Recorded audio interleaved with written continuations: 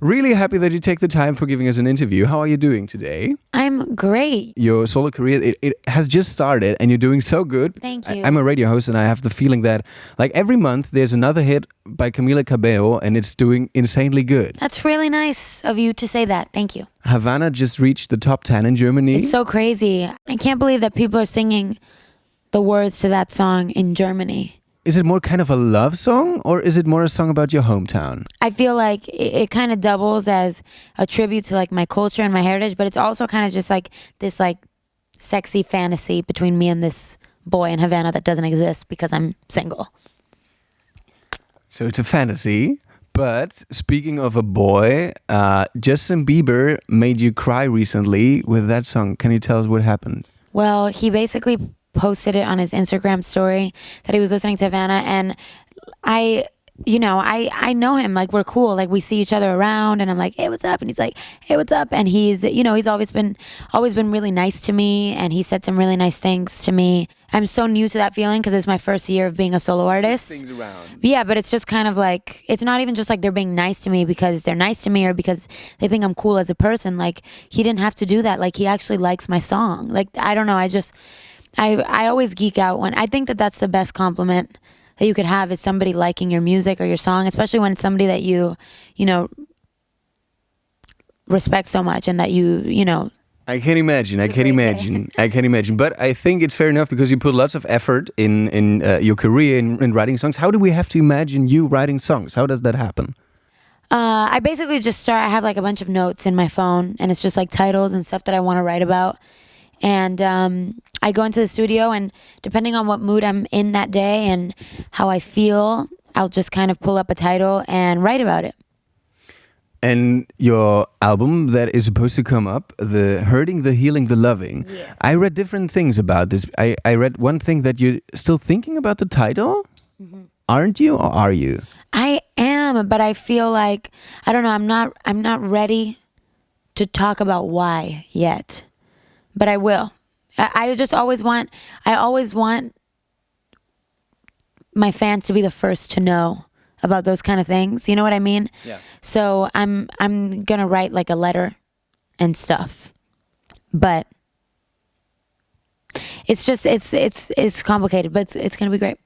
Okay.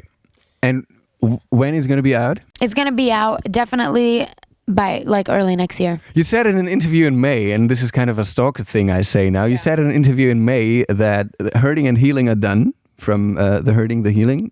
You need only somebody who can do the loving with you. I go through different just phases of stuff in my life.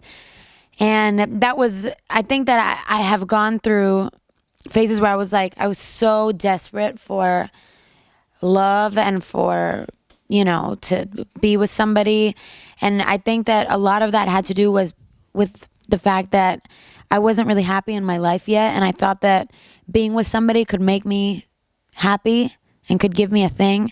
Although, like, I always have a crush on somebody, always.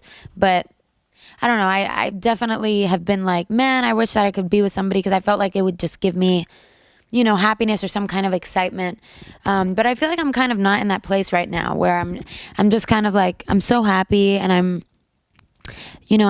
meeting people and I'm traveling the world and I'm here with my family and I'm having so much fun and I'm just like living life and having experiences and I'm just kind of in a place now where it's like, you know what, if it's meant to be with somebody, it'll happen. And I'm just kind of like, I'm just different. You can't even if you wanted to, you can't summon something to happen. It just happens when it happens. Let's talk more about you and talk about life. Life is full of choices. So we as Energy, we're known for very serious journalism. So yeah, no, we're not, but we pretend to be. So few questions, quick answer. Make a choice. Would you rather eat ketchup with every dish you eat or never eat ketchup again? Ketchup with every dish. I do that. You do that? All the time. Eggs, rice, chicken, steak. Would you rather own an army of minions or be able to perform magic? Whoa. That one's hard. That is hard. That's like the hardest question I've ever been asked. Seriously. I'm Army like, of minions or magic? Magic. Yeah? Because then I could just magically make an army of minions. Outside the box, Camila. Hey, what's up? Would you rather walk the moon to music by the Chainsmokers or be chain smoking to music by Walk the Moon? That's funny. I'm gonna say the Chainsmokers. I'm gonna say Walk to the Moon. Yeah, because walking the moon is way cooler than chain smoking. Yeah, exactly. It's a difficult question, but an easy answer. Exactly. Okay, the last one, and this is a very disgusting one. Would you rather sleep one night in a honey bucket or straightly inhale a dog fart? And well, I thought that a honey bucket means like this mobile festival toilets. Ew. Oh, inhale a dog fart. Yeah, then it's just Definitely. I would do that, yeah.